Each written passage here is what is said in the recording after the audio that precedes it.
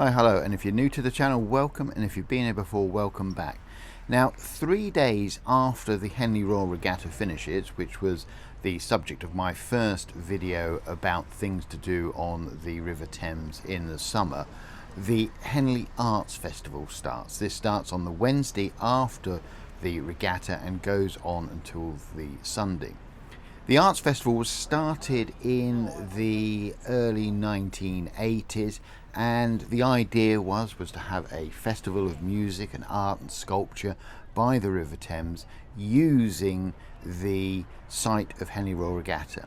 So in other words, reusing the tents and all the material that had been set up for what was then a 5-day regatta event. And I've been going to the festival for a number of years now.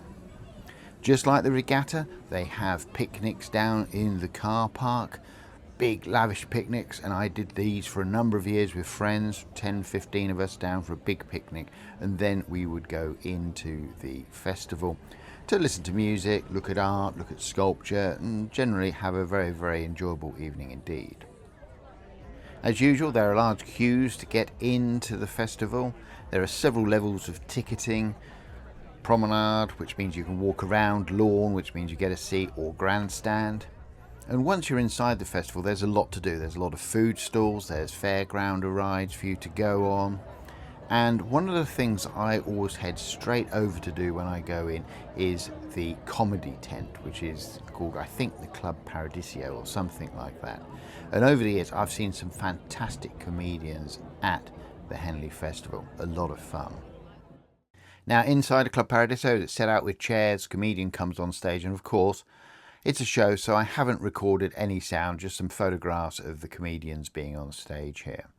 And I've got to be quite careful with the festival because there's a lot of music going on in the background, and I run the risk of being done for copyright on YouTube. And that's the last thing I want to do, is get a strike against me on YouTube.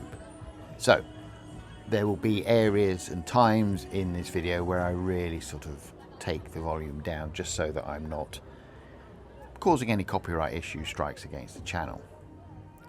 The entrance to what was the steward's enclosure at the regatta looks a bit different. This year they had these large sort of inflated balls and a bubble machine there blowing away. And once you get inside the main sort of area of the festival, it always amazes me how it is still the regatta site, but it looks completely different. They make a huge effort to sort of change the look and feel of the place. They put up sculptures around the place. The bar areas are still effectively bar areas, but now they're more sort of restaurant areas where you can order some food, sit down, and even listen to some live music in these areas. It's a great evening out. It's a very sort of formal occasion. Gentlemen are expected to wear black ties, so it's all dinner jackets and black ties, and women are expected to be dressed smartly. As I said, there are sculpture lawns, interesting things to look at, and you can just wander around the enclosure taking it all in. It's just a fun evening, formal but relaxed. A lot of people having a lot of fun. Lawns, which were once full of people wandering around in their rowing blazers, now have sculptures on them. Grandstands have been converted into restaurants. And what were originally the regatta shop and the prize tent are converted into art galleries. And parts of the English garden bar at the regatta are also converted into art galleries. And there's some really interesting things to have a look at around the site. Lots of different art, lots of different artists. And there's some really interesting work on display. And if you're so inclined, you can buy it. These two sculptures really appealed to me. I don't know what it was about them, but it just sort of summed up modern life on your smartphone and on your computer.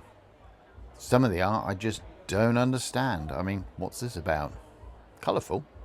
There are some new tents put up in the enclosure. This is the Bedouin tent, which is down in what would have been the regatta enclosure. It's a bar area where you can sit on comfy sofas, listen to live music.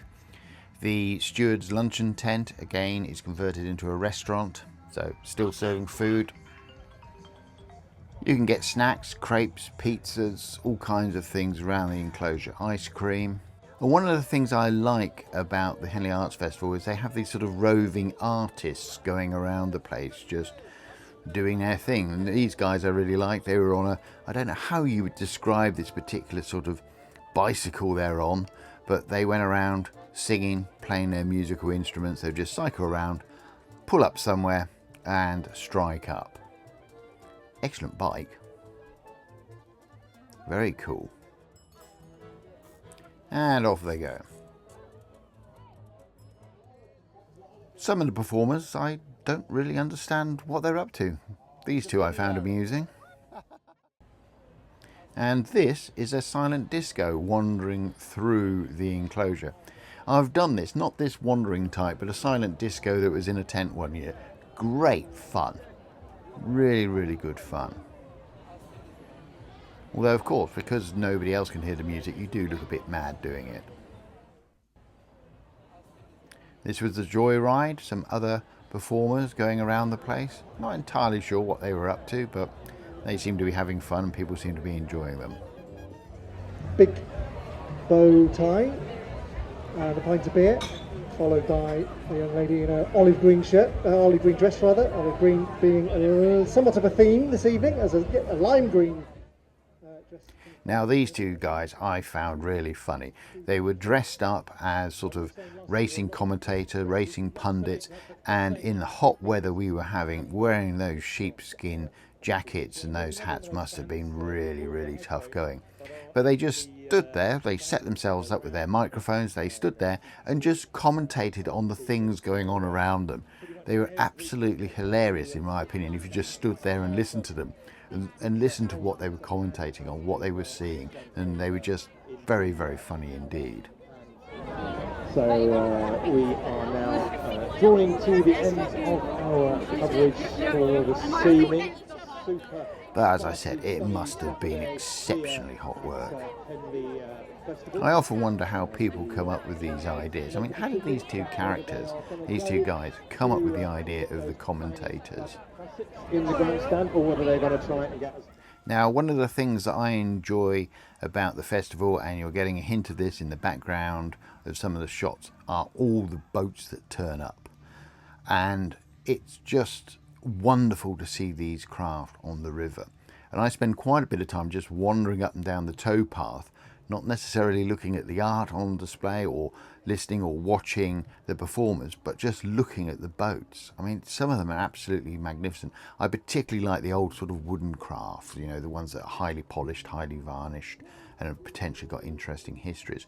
But having said that, there are a lot of more modern craft there that are just absolutely stunning. And the effort the people with these boats put into getting their boats turned out, looking nice, and throwing lavish picnics on board is absolutely amazing. The boats moor up near where the umpires' launches would be moored up at the Regatta, and they're also moored all the way along the towpath down to the end of the Regatta enclosure. Beautiful, beautiful looking craft. I mean, take a look at this one. Fantastic woodwork on this boat. Again, another example. The varnish, the quality, brilliant, beautiful. Fantastic slipper launch.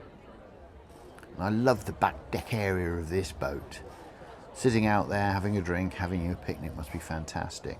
As I said, there are more modern boats and they throw lavish picnics, they decorate up their boats. And as you can see in the background, there are a lot of boats moored out on the river. Salad Days, fantastic looking traditional boat there, absolutely stunning. Again, another stunning looking boat. Wouldn't it be fantastic having a picnic on the front of that boat? Now on the river they build a stage, they erect this whole stage within sort of 2-3 days, and it's right in front of one of the grandstands, and the idea being is you sit in the grandstand or on the seats that they've put on the lawn to watch the live performance. Now this is Diana Ross on stage. She was absolutely amazing. She could really belt out a tune, quite incredible. And yes, I've muted the music here so I don't get a copyright strike on this. So sorry there's no sound, but I don't want any copyright strikes on this channel. Now around the floating stage, you've got the boats moored along the towpath, but you also get these other boats that are supposed to be constantly moving, but move at a very slow rate. They sort of slowly move around up and down the river, around the back of the stage so that you can hear the music. And these are some stunning boats. People turn up in canoes, people turn up in narrow boats, big seagoing cruisers, all kinds of boats, paddle boards, you name it, they will be down there. Even little inflatable dinghies bobbing around on the river. And as I said, one of the things I like is just going along and looking at all the different boats. Absolutely fantastic. And yes, you even get narrow boats down there. Brilliant. Lovely looking little narrow boat there. Well, not that little actually. But to be moored up on those booms out there, listening to the music, looking at the festival on a narrowboat would be fantastic, and it's something I plan to do in the coming years. Now this is an interesting boat, and I'll be saying more about this in a later video when I look at the traditional boat festival. This boat is a recent build and has got an interesting history because the person built it and then people started saying to him, oh, you've reconstructed so-and-so's boat. And that wasn't his intention, but what he had built was a pretty good replica of that boat. Now as it gets dark and the night falls, the festival takes on a different feel. It lights up, and wandering around you get a different feeling, a different take on the place. The sculpture lawn looks a little bit different, feels a little bit different, and it is a stunning location to hold an arts festival. After the main show finishes on the main stage, there are still bands playing around the enclosure and the boats are still going up and down the river. A week ago, this was a serious sporting event. People were rowing up this river, there were crowds cheering them on from the banks. Henley Royal Regatta was in full flow. A week later, it's an art festival. And as it gets dark, the Henley Arts Festival firework display starts, and this is a pretty spectacular display each year. It's short but absolutely amazing. I've had to turn the sound down here because there's music playing and it's the old copyright strike issue that I don't want on the channel. But if you could hear this, there was loud music being played and the sound of the fireworks was absolutely amazing. All the boats were out on the river, thoroughly enjoying it, taking in the spectacle. Anyway, that's the Henley Arts Festival, which happens a week after Henley Royal Regatta, using the same site. And this was the second of 3 videos on what I do on the Thames in the summer. In the next video, I will be looking at the Henley Traditional Boat Festival, which occurs a week after the Arts Festival. Anyway, hopefully you found this video interesting, entertaining, and if you have, please give it a like, a big thumbs up, and if you haven't done so already, please consider subscribing to the channel. Now, on the screen you can see a QR code, and if you scan that, that will take you through to a newsletter about my narrowboat, the Grey Wagtail. Anyway, thanks for watching for this long. Sorry this one wasn't about narrowboats, but it's about boats and it's about the river and it's about water, so hopefully you found it enjoyable. Bye for now.